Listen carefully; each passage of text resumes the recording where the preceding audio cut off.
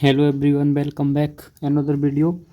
तो देखो, आज हम इस वीडियो के साथ थर्मोडायनेमिक्स में जितने भी इम्पोर्टेंट न्यूमेरिकल हैं, जितने भी के सारे हम जो भी 2016 से लेकर के 2022 तक जितने भी न्यूमेरिकल पूछे हैं वो सारे हम डिस्कस करने वाले हैं। ठीक, अब देखो, मैं आपको न्यूमेरिकल के साथ जो न्यूमेरिकल जिस टॉपिक से पूछा उसको भी एक्सप्लेन करने की कोशिश करूँगा। ठीक है, जिस कम से कम टाइम में चीज़ें हम डिस्कस करने की कोशिश करेंगे। ठीक, तो आज हम इस वीडियो में एक ही न्यूमेरिकल डिस्कस करेंगे, पर लेकिन नेक्स्ट वीडियो जो होगा उसमें हम वीडियो थोड़ा बड़ा रहेगा, जिसमें हम एक साथ 3 से 4 न्यूमेरिकल सॉल्व करने की कोशिश करेंगे। ठीक है, 2-3 जितने भी होते हैं देख लेंगे। तो इस वीडियो में हम डिस्कस करने वाले हैं, आपका ध्यान से देखो, 2017 का आपका ये क्वेश्चन है, तो आपको दिख रहा होगा जो 2017 में पूछा गया था।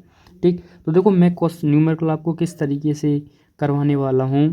मैं आपको देखो न्यूमेरिकल टॉपिक वाइज करवाऊँगा। टॉपिक वाइज का मतलब थर्मोडायनेमिक्स में जैसे मान लो स्टार्टिंग से, ठीक है, जैसे मान लो वो चैप्टर स्टार्ट होता है, यूनिट जो स्टार्ट हो रही है, टॉपिक जैसे मान लो पहले जो न्यूमेरिकल में देखूंगा कौन से साल में स्टार्टिंग वाले टॉपिक से पूछा गया है, फिर उसके बाद यानी क्रम में ही चलेंगे। टॉपिक भी मैं एक सीरीज वाइज ही डिस्कस करूँगा। ठीक है, उससे रिलेटेड न्यूमेरिकल, ऐसे नहीं कि मैं बीच बीच में से नहीं, स्टार्टिंग से देखेंगे पहले कि स्टार्टिंग में थर्मोडायनेमिक्स में ये चीज़ है, इनसे न्यूमेरिकल बना या नहीं बना।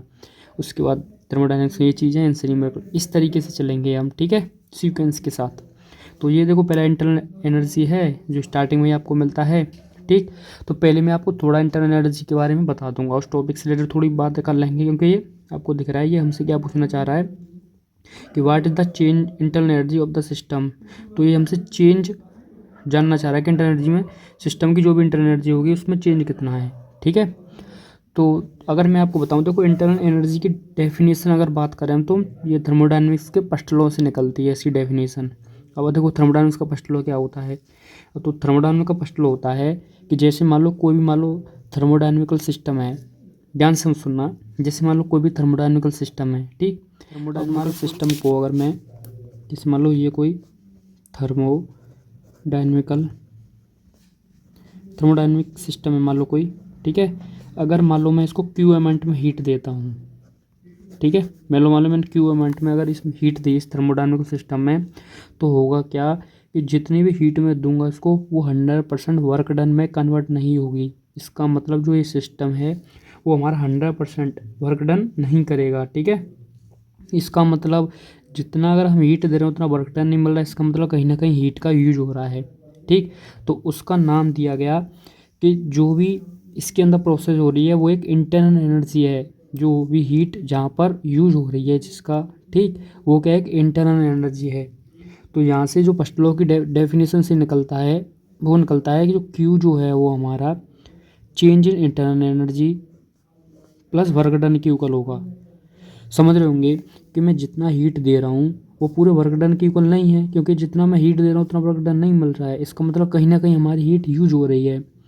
तब इस फर्स्ट लॉ ने बताया कि जो चीज़ यूज हो रही है वो हमारी क्या है, इंटरनल एनर्जी है। उसके अंदर क्या है, एक इंटरनल एनर्जी है। ठीक है, जहाँ पर हीट हमारी यूज हो रही है, और वो क्या है, चेंज इन इंटरनल एनर्जी है। तो इस इंटरनल एनर्जी का जो चेंज है और वर्क डन, अगर इन दोनों को ऐड कर दें तो टोटल हीट के इक्वल होता है। तो यही फर्स्ट लॉ होता है हमारे थर्मोडायनेमिक्स का, जो क्या कहता है, अगर मैं डेफिनेशन अगर आपके सामने बोलना चाहूँ, अगर आप लिख भी सकते हो, मैं एक बार बोलूँगा। ठीक, when the certain amount of heat Q supply any thermodynamic system, then, ध्यान सुनना, then some part of heat energy used in increase internal energy of the system, यानी सिस्टम की इंटरनल एनर्जी को इंक्रीज करने के लिए कुछ यूज होती है, कुछ और कुछ हमारी वर्क डन में यूज होती है। तो and rest in work done by the system. ठीक है, तो ये निकल के आता है U2 - W, ये क्या आपका सिस्टम द्वारा जितना वर्क डन किया गया। ठीक, तो लिख सकते हैं work done by the system. ये क्या है, चेंज इन इंटरनल एनर्जी। तो इंटरनल एनर्जी कुछ नहीं है, बस सिस्टम में जितनी हीट यूज हो रही है, ऑब्जर्व जो भी की जा रही है वो है। ठीक, क्यों, क्योंकि आपका हीट है, जितना भी हीट हम दे रहे हैं, सप्लाई कर रहे हैं। ठीक है, हीट एनर्जी लिख सकते हो आप इसको। अब देखो, अब मैं अगर आपसे कहूँ कि मैं अगर इसको यानी एक स्मॉल चेंज के लिए कहूँ, स्मॉल चेंज के लिए अगर मुझको इस फॉर्मूले को यूज करना है तो क्या हो जाएगा, डेल्टा क्यू जो है वो D U plus del W के बराबर हो जाएगा। ठीक है, तो ये स्मॉल चेंज के लिए है। जब ऐसे मान लो हम स्मॉल अमाउंट में हीट दें तो स्मॉल अमाउंट में ये हमारी एनर्जी मिलेगी और स्मॉल अमाउंट में हमारा वर्क डन मिलेगा, तो इसमें आपको प्रॉब्लम नहीं होगी ना। ठीक, ये हो जाएगा। अब देखो जो इम्पोर्टेंट बात अब यहाँ से निकल के आने वाली है, तो यहाँ से देखो हम डायरेक्ट निकाल सकते हैं। आपको दिख रहा होगा ये क्या कि हम एक सिस्टम को कितनी हीट सप्लाई कर रहे हैं, 500 कैलोरी, जिसमें एट द सेम टाइम उसी टाइम पर हमको 100 ये जूल वर्क डन मिल रहा है सिस्टम पर। ठीक है, तो what is the change in the energy में कितना चेंज आया, वो इसी ये पूछना चाह रहा है। ठीक, तो सिंपल फॉर्मूला यहाँ से अगर मैं डी यू निकालूंगा तो delta Q minus delta W हो जाएगा। बट अब कुछ लोग क्या करेंगे, डायरेक्ट इसको यूज कर देंगे, वन ये दिया है पर, लेकिन इसमें कॉन्सेप्ट छुपा हुआ है, वो मैं जो आपको समझाने वाला हूँ, तो नोट करके आप देख सकते हैं उसको। कॉन्सेप्ट इसमें पता क्या है कि ध्यान रखना, जब भी मैं किसी सिस्टम को हीट सप्लाई करूँगा तो पॉजिटिव यूज की जाएगी वो। ठीक है, हीट अगर सप्लाई की जा रही सिस्टम को तो पॉजिटिव ली जाएगी, अगर वो हीट रिमूव्ड की जा रही है इसी सिस्टम द्वारा तो नेगेटिव ली जाएगी। ठीक है, ये चीज़। दूसरा नोट क्या है, जो वर्क डन होगा वो हमारा दो टाइप से होगा। पहला on the system work done, क्या होगा हम सिस्टम पर करेंगे वर्क डन। दूसरा होगा सिस्टम के द्वारा किया जाएगा बाय द सिस्टम। दो वर्क डन होंगे, दो टाइप का, एक तो सिस्टम पर वर्क डन होगा, एक बाय द सिस्टम होगा। ठीक है, और जब हमारा बाय द सिस्टम होगा वर्क डन तो उसको तो हम पॉजिटिव लेंगे। ठीक है, और जब ऑन द सिस्टम होगा इसको हम नेगेटिव लेंगे। तो ये दो कॉन्सेप्ट हैं जो आपको समझना है। जब भी ऑन द सिस्टम मिले आपको नेगेटिव, बाय द सिस्टम मिले पॉजिटिव। तो देखो इसमें ध्यान से समझो, अगर मैं वर्क डन की बात करूँगा, कैसे, अगर मैं देखो वर्क डन की बात करूँगा, at the same time 100 joule of work done is done on the system. कहाँ, किस पर हो रहा है, सिस्टम पर हो रहा है, इसका मतलब वर्क डन हम नेगेटिव लेंगे जब ऑन द सिस्टम पर हो, नेगेटिव। अगर मैं हीट सप्लाई कर रहा हूँ सिस्टम में तो क्या कर रहा हूँ मैं, हीट सप्लाई की जा रही है, इसका मतलब हीट उसने रिजेक्ट नहीं कर रहा है, हमारा सिस्टम रिजेक्ट करता तो नेगेटिव, इसका मतलब सप्लाई कर रहा हूँ तो पॉजिटिव ली जाएगी। ठीक है, तो सॉल्यूशन लिखो आप इसका, गिवन दैट सप्लाइड हीट कितना है हमारा, उसने कितना दिया, 500 कैलोरी। ठीक, और work done on the system कितना है, 100 जूल, यही है ना। ठीक, तो देखो ध्यान से, सप्लाई की जा रही है इसका मतलब पॉजिटिव ली जाएगी और ये नेगेटिव लिया जाएगा वर्क डन। ठीक है, तो ये हमारी वैल्यू डेल्टा क्यू की हो जाएगी, ये डेल्टा डब्ल्यू की वैल्यू है। ठीक, तो वी नो दैट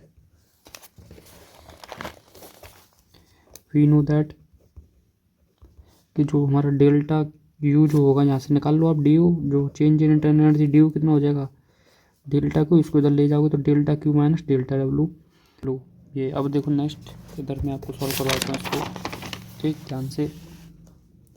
अब देखो उसने दिया क्या था हमको, उसने दिया था डेल क्यू 500 कैलोरी। ठीक है, डेल डब्ल्यू 100 जूल। ठीक, अब ध्यान से समझो, मुझको निकालना है change in ten D U, तो ये होता है del Q minus del W. अब देखो इसको तो निकाल लेंगे पर, लेकिन आपको दिख रहा होगा देखो ये यूनिट और ये यूनिट यानी दोनों जूल में होनी चाहिए। ठीक है, तो दोनों की यूनिट जूल होती है, आपको पता है। ठीक, तो इसको अगर मुझको जूल में चेंज करना है तो कैसे करेंगे, ध्यान से देखो कि 1 किलो नहीं, 1 कैलोरी की बात करते हैं। चलो, 1 कैलोरी जो होती है वो आपकी 4.1 के लव होती है वह, लेकिन उसको हम 4.2 काउंट करके चलते हैं। ठीक, तो ये 1 कैलोरी जो होती है वो 4.2 जूल के इक्वल होती है। अब मुझको क्या क्या निकालना है कि 500 कैलोरी कितने जूल के इक्वल होगी, इसका मतलब ए कितने के, तो 500 कितने के, 500 को मल्टीप्लाई कर देंगे तो वो जूल की वैल्यू आ जाएगी ना। क्योंकि अगर हम जानते हैं कि एक पेन की वैल्यू 5 रुपये है तो 5 पेन की वैल्यू 25 रुपये। जैसे 1 किलो कैलोरी में किलो बोल रहा हूँ बार बार, 1 कैलोरी में 4.2 जूल है, तो 500 कैलोरी में मल्टीप्लाई कर देंगे जूल आ जाएगा।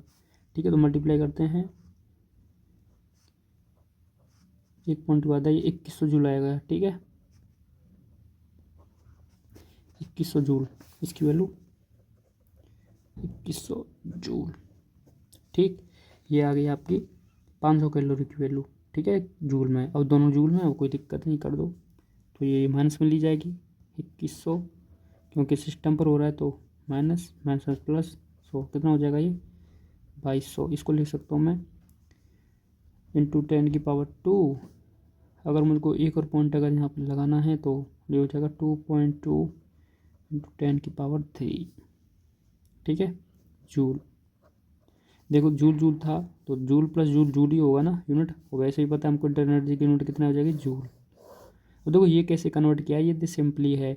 देखो ये कितना था 22 था, अब इसमें 2.2 में क्या मल्टीप्लाई करूँ कि 22 बन जाए, 10 का मल्टीप्लाई करेंगे तभी तो ये बनेगा। 10⁻2 तो उसके पास पहले से ही था, तो मैंने 10⁻3 कर दिया है बस। क्या क्यों कर दिया, क्योंकि अगर मल्टीप्लाई करेंगे तो यही बन जाएगा, तो इसका मतलब 10⁻3 सही है ना।